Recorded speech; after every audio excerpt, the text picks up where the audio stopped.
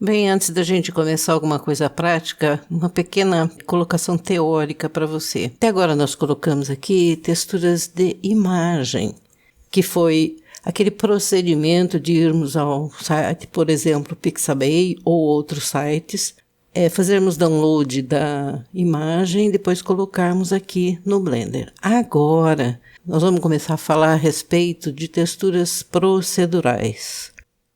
Que significa o quê? Significa que o próprio Blender vai fornecer as formas necessárias para a gente texturizar alguma coisa, tá? E para isso nós vamos usar os peixinhos, esse peixinho aqui, para a gente tornar prático essa informação. Vamos para a parte prática. Então, a gente seleciona o peixinho e vamos para Shading. A gente está com essa casa ainda em destaque e agora nós vamos colocar o peixinho, tá?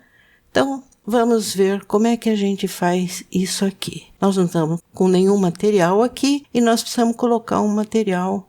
E aí é bom a gente sinalizar o peixe, nomear.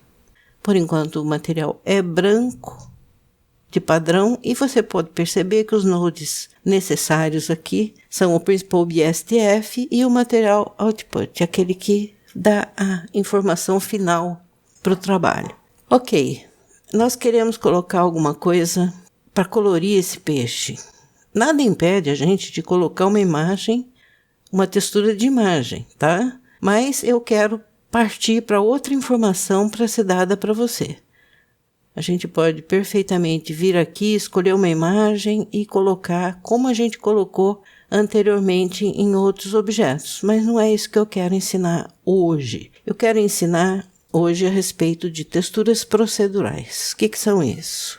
O que é isso? Shift A, vem aqui, textura, e aqui eu tenho Gradient Texture. Eu imagino que um peixe possa ter uma variação grande de cores nele. Então, eu escolho a textura de gradiente, que é fornecida pelo próprio Blender, e vinculo a Base Color. Você pode perceber que ele já faz alguma variação entre um cinza e um mais branco, tá? E o próprio Gradient Texture tem várias combinações, que ela pode ser linear, quadratic, veja como muda, tá? Isem.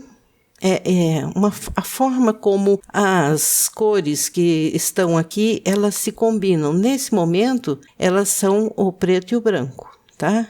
Então, aqui, outras possibilidades. Diagonal, ele não está aparecendo aqui, mas aparece com outros nodes quando acrescentados. Spherical, Quadratic Spheric e Radial. Também não está aparecendo aqui. Como é que a gente acrescenta uma informação melhor a respeito disso?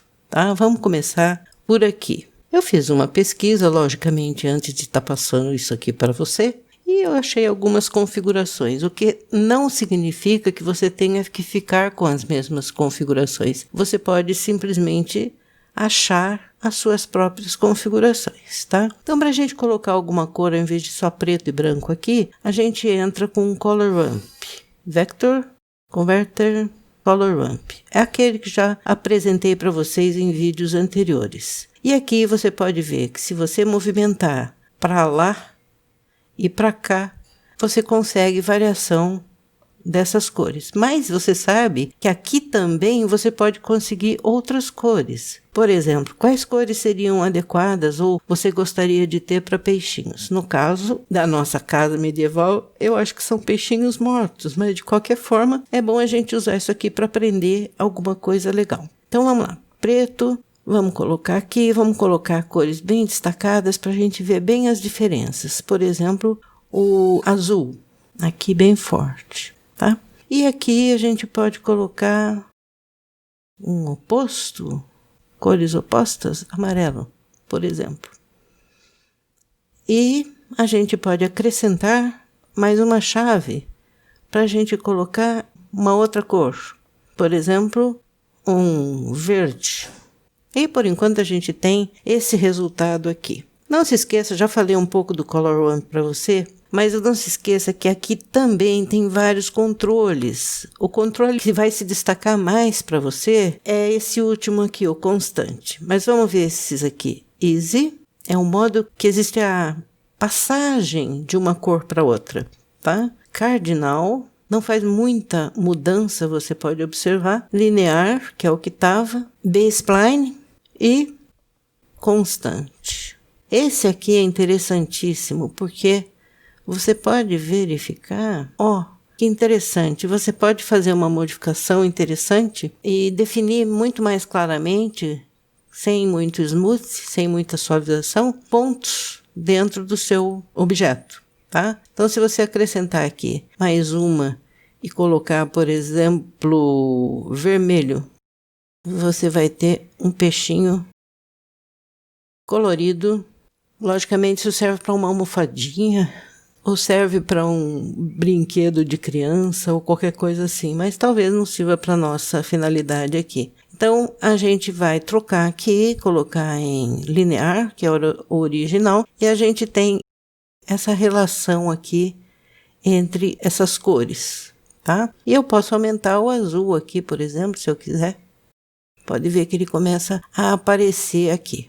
Uma questão de você decidir que tipo de colorido você quer com relação ao seu peixinho. Essa é uma das possibilidades de você fazer essas modificações. Logicamente, você pode, de novo, modificar aqui também nesse controle do gradiente. Quadratic, já mostrei para você. Vamos voltar para o radial. Uma outra coisa que a gente quer que aconteça é que esse peixe não fique tão liso assim, porque afinal ele tem escamas. Logicamente, a gente tem que pensar que esse é um objeto que vai aparecer longe da câmera, então ele não tem que ter muita resolução e não tem que ter muito detalhe. Por isso que a gente eu ofereci para você de forma grosseira esse objeto aqui. Logicamente, se a gente for ter o próprio peixe como foco, a gente teria que ter muito mais detalhes e ser muito mais específico com relação a ele, para ele parecer melhor. Tá? Mas não é o caso aqui. Mas a gente pode acrescentar algum detalhe na própria pele, aqui,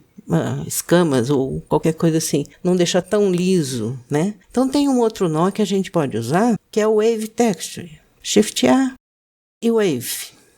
É uma possibilidade. Nós vamos ligar isso aqui ao Ruggedness. Lembra que eu falei para você que isso aqui significava aspereza? Então, aqui o Ruggedness, com esse nó Wave, que tem uma porção de variações, ele pode ser definido tanto como bands ou como rings. Pode ver que ele apresenta movimentos circulares com essas configurações aqui, tá? Então, vamos ver. A gente pode fazer variações aqui para a gente ver quais as modificações que a gente pode ter, tá? 12. Se a gente não fizer modificações em alguns desses detalhes, por exemplo, se você não fizer modificações, eu acho que é em distorção, se você não fizer modificação, esses outros aqui não vão ter efeito nenhum, tá? Mas vão ter efeito se você fizer modificações aqui.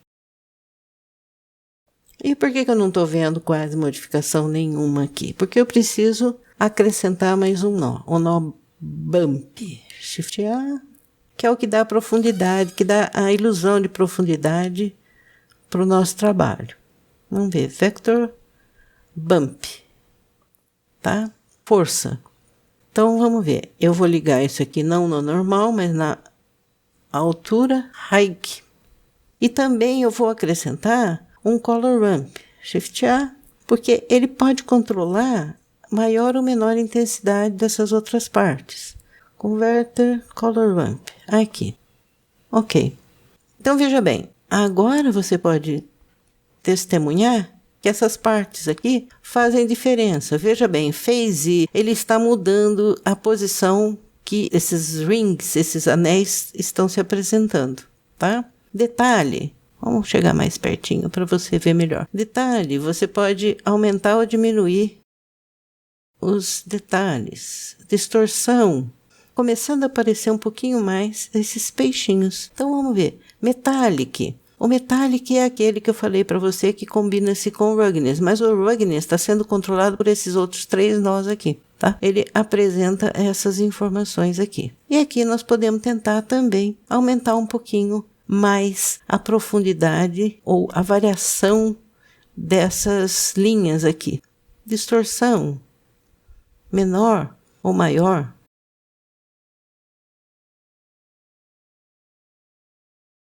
Então você pode notar que você pode ter uma variação enorme de textura para você preencher as cores do seu peixe, tá? E você pode também mudar aqui a cor para lá e para cá. E logicamente isso aqui grudado com um Gradient Texture. Você pode tentar fazer outras variações.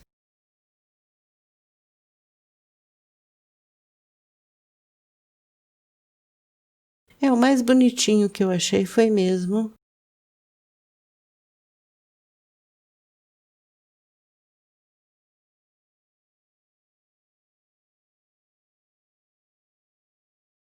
e notando que o Color Ramp vai fornecer a você a possibilidade de você fazer um reforço. Pode reparar que existe uma variação especificamente aqui a respeito da presença dessas cores. E deixar seu peixe um pouco mais definido, tá? Você pode pensar que talvez essas não sejam as melhores cores, eu acredito que não mesmo, mas eu vou deixar elas bem destacadas assim. Pode ser que um peixe mortinho, que nem ele tá lá no suporte, ele não tenha cores tão vívidas assim, tá? Mas de qualquer forma, não deixa de ser uma possibilidade. E eu sugiro para você que, por exemplo, a hora que você chegar a um acordo com essas cores que você gostar, que você guarde o arquivo e nomeie como especificamente peixe, cores. Faça uma biblioteca específica para você poder reaproveitar de novo. Guarde os nodes. Porque pode ser que em projetos futuros, a hora que você assumir algum trabalho, alguma coisa, você simplesmente possa vir aqui e copiar, porque todo esse material aqui pode ser copiado e colado em outros objetos, tá? É uma recomendação que eu faço sempre. Guarde com nomeações diferentes, com nomes diferentes, para você poder reaproveitar esse material aí. E, como sempre, se você gostou, dê um like. Se você não gostou, dê um dislike. Se puder, me explica por que não gostou, para que a gente possa melhorar para futuros tutoriais.